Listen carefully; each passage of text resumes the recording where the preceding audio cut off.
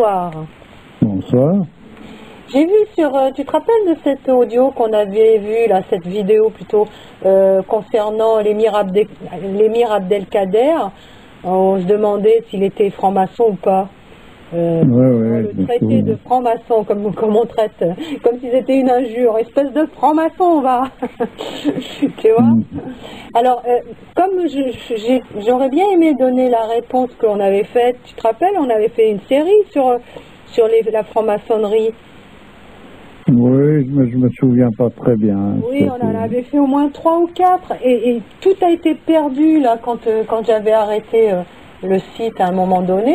Et elles font partie de celles qui ont été perdues malheureusement. Donc j'aimerais bien que tu me redises ce qu'est un franc-maçon. Ce qu'il est devenu, je dois dire que je ne pourrais pas le dire précisément. Je sais qu'il est loin du compte par rapport à son origine. Mais par contre, à l'origine, les francs-maçons, je comprends même l'émir Abdelkader, si il s'est intéressé à la franc-maçonnerie, s'il en avait un aperçu qui correspondait à la franc-maçonnerie originelle, qui étaient donc des personnages qui avaient une connaissance de l'architecture universelle, donc de toute l'harmonie que représente en quelque sorte la construction même de l'univers. Raison pour laquelle ils appellent Dieu le grand architecte. Oui, tout à fait. Alors ceux qui sont devenus, il y en a un qui sait très bien en parler, c'est le libre penseur, lui. Peut-être, oui, c'est possible qu'ils connaissent. Moi, je connais pas, ou peu, dans le sens que j'ai eu affaire à certains francs-maçons. Il y en a un ou deux qui voulaient m'attirer dans leur truc. Ouais. Qui était 33e grade, je sais pas, qui voulait que je rentre dans son nom à franc-maçonnerie. Apparemment, c'est à partir du 33e degré que ça commence à se corser l'histoire. C'est là que ça dégénère, quoi, vraiment. Je sais pas du tout. Ce que je sais, c'est que ça me paraissait un peu de l'enfantillage, et puis ça m'a pas intéressé, disons. Le bonhomme était sympathique, hein, mais ça m'a pas intéressé, ce qu'il m'avait proposé. Il y avait un politicien qui a d'ailleurs fait son chemin depuis, et qui était là-dedans, qui était regardé comme un personnage qualifié. Moi, j'ai rien vu du tout. J'ai rien vu de qualifié, j'ai rien vu de qualificatif, rien. Voilà, en restant axé donc sur ce que j'avais comme connaissance de ce que pouvait être la franc-maçonnerie. Ouais. J'ai rien ressemblé à de la franc-maçonnerie. Voilà. Ouais. À présent, il s'est produit là, au cours de l'histoire des coupures énormes dans la franc-maçonnerie. Il y a eu d'ailleurs des tas d'écrits qui ont disparu à un moment donné, je ne sais plus. Il faudrait relire l'histoire. Il y a certainement des gens qui sont au courant de l'histoire avec il y a eu, je crois, au 17e ou 18e, un schisme dans la franc-maçonnerie. Il y en a eu un ou deux, disons, entre le Moyen-Âge et à nos jours, il y en a eu quelques-uns. Oui, il y a eu Weishaupt, apparemment, qui aurait créé cette branche-là qui a dégénéré, là. Actuellement, Actuellement, je ne vois rien qui ressemble, disons, de près ou de loin à la franc-maçonnerie que j'ai pu aborder, qui correspondait à celle qui était antérieure au Moyen-Âge, voilà. Qui était d'ailleurs celle du Moyen-Âge, qui s'est terminée, on pourrait dire, avec la construction des cathédrales. Quoi. Justement, alors tu vas nous en parler. On parlait de la construction des cathédrales, elle a été en quelque sorte le sceau de la chrétienté, dans le sens que c'était la fin de la chrétienté, cette époque. Oui. Le 14e siècle, la fin de l'ordre du Temple, l'arrivée de Philippe le Bel, la mort de Jacques Mollet, et les tours inachevées des cathédrales, qui correspond à ces époques-là. Et cette construction de cathédrale, elle est due à une connaissance qui est connaissance architecturale, qui n'est pas le fruit d'une imagination fertile d'un personnage ou d'un autre. C'est l'univers en modèle réduit, une cathédrale. Ouais. Donc, si mes souvenirs sont exacts, c'était des maçons franchis par le roi. Oui, c'est ça. Ouais. Voilà. On peut se demander d'ailleurs pourquoi la franc-maçonnerie spéculative aujourd'hui conserve ce titre de maçon, puisqu'il ne doit pas y avoir beaucoup de maçons là-dedans. Il peut y en avoir, c'est possible. Disons, je n'en sais rien.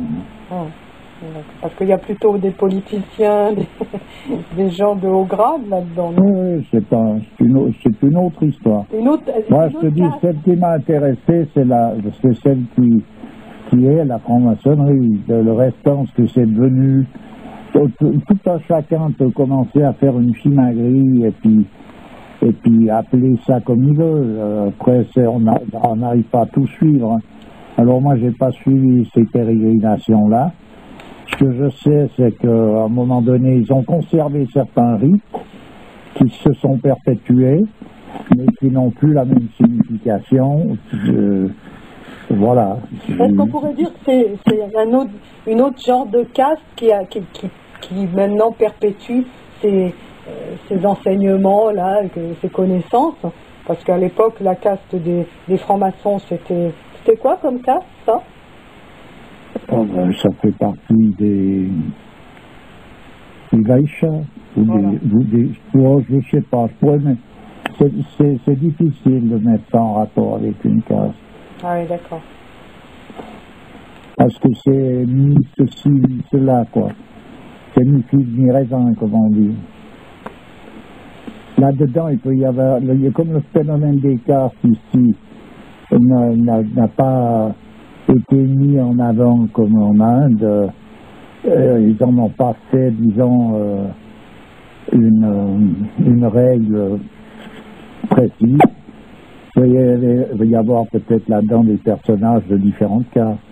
Ouais. D'accord. Non, c'était un mouvement corporatif au départ. Voilà. C'est devenu une sorte d'un mouvement plutôt sectaire. Voilà. Voilà, d'accord. Il s'agit de faire partie du réseau et puis voilà, ou bien tu deviens un frère, et puis autrement tu n'es pas un frère, et puis voilà quoi. Mais pas frère dans le sens fraternité. Non, ça se veut ça, mais j'entends, ça sent la fourberie quand même à quelque part. Plutôt les privilèges et les échanges de faveurs entre les uns et les autres. C'est en tout cas comme ça que ça se termine, disons. Ouais. À présent, est-ce qu'il y a certainement là-dedans des gens sincères qui croient qu'ils sont dans le bon plan? C'est fort possible. Hein. Voilà, ça c'est possible. Ouais. Mais enfin, on trouve dans ce milieu corporatif actuel, on trouve une bande de filous comme ailleurs. Hein. Oui, tout à fait. Mais à l'époque, donc, c'était des gens qui croyaient donc en un Dieu unique et qui à travers leur travail, leur métier, on va dire plutôt, c'est plus noble, à travers leur métier, qui devenait un instrument dans les mains de Dieu, hein, si je comprends bien, pour réaliser ces belles choses qu'ils ont laissées comme vestiges de cette période-là, quoi, toutes ces cathédrales et tout. Oui, tout à fait. Voilà, d'accord. On se demande pour en revenir à l'histoire du Dieu unique, à part les historiens, il n'y a pas grand monde qui se sont donné à des dieux multiples. Il y a eu des périodes où des mouvements de dégradation dans certains peuples, où il y a eu un redressement de situation qui s'est fait par l'arrivée d'un envoyé, par exemple, voilà, d'un prophète qui est venu rétablir l'équilibre. Mais autrement, toutes les traditions ont toujours considéré qu'il y avait un seul Dieu. À présent, que l'on regarde les attributs divins et qu'on les appelle divinités, ça n'est pas quelque chose qui est contradictoire au fait que ce soit un Dieu unique. Hein. Ouais. Parce que les noms divins qui sont par exemple dans le Coran, les 99 noms de Dieu, représentent les 99 attributs. Et encore, ce 99 est un nombre symbolique, ouais, qui rentre dans le cadre de la multitude, a défini des qualifications de Dieu, voilà, oui, d'accord, les attributs divins.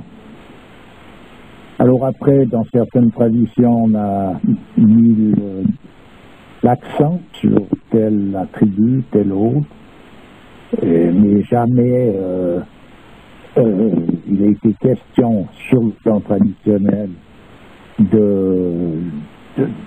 d'attribuer, on pourrait dire, à un de ces attributs le fait qu'il soit lui, le Dieu, un Dieu à part, ou qu'il soit Dieu simplement par seul de ses attributs. C'est le fait qu'ils aient représenté ces attributs par des statues qui gênent la plupart des musulmans, tu vois. À chaque fois que je discute, on me ressort toujours, oui, mais bon, ils sont associationnistes, ils prient des statues, etc. Ouais, mais bon, actuellement, de toute façon, il ne s'agit plus de parler ni de musulmans, ni de personnes, ni d'une autre tradition. Tout est confus. Tout est confus. Ils n'ont pas mis dans l'islam, on ne fait pas de statuaire parce que il y a un risque, effectivement, à une époque comme la nôtre si sombre, il y a le risque de sombrer dans l'idolâtrie par rapport à telle ou telle figurine qui va prendre lieu et place de Dieu. C'est possible et c'est à juste titre qu'ils auront aboli tout ça. Mais ça ne veut pas dire qu'il faut l'abolir dans une autre tradition, dans l'islam, que ça soit quelque chose qui ne se fasse pas. C'est fort bien, mais il n'y a pas à se mêler de juger dans une autre tradition, du moment qu'ils le font, à les juger qui sont dans l'erreur. Ça n'a aucune raison d'être, ça ne tient pas debout. Mais le fait d'avoir supprimé les statues n'a pas empêché une partie du monde musulman de sombrer dans le matérialisme, dans tout un tas de choses qu'on peut considérer comme de l'associationnisme. Bon, actuellement, on est dans le paganisme le plus total.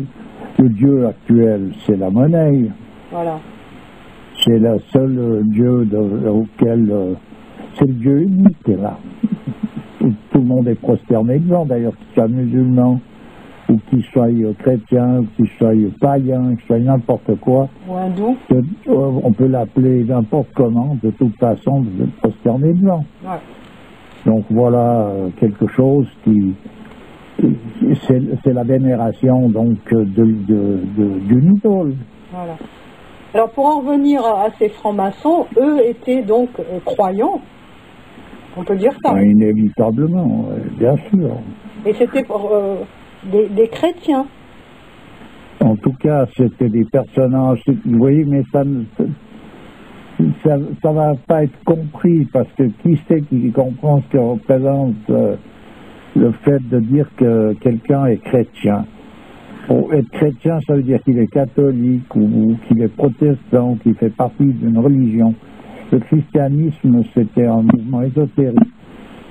Voilà. Donc, ils étaient détenteurs de connaissances universelles qui en faisaient des personnages qualifiés, justement, pour être appelés des francs-maçons, et qui avait la connaissance de l'architecture universelle.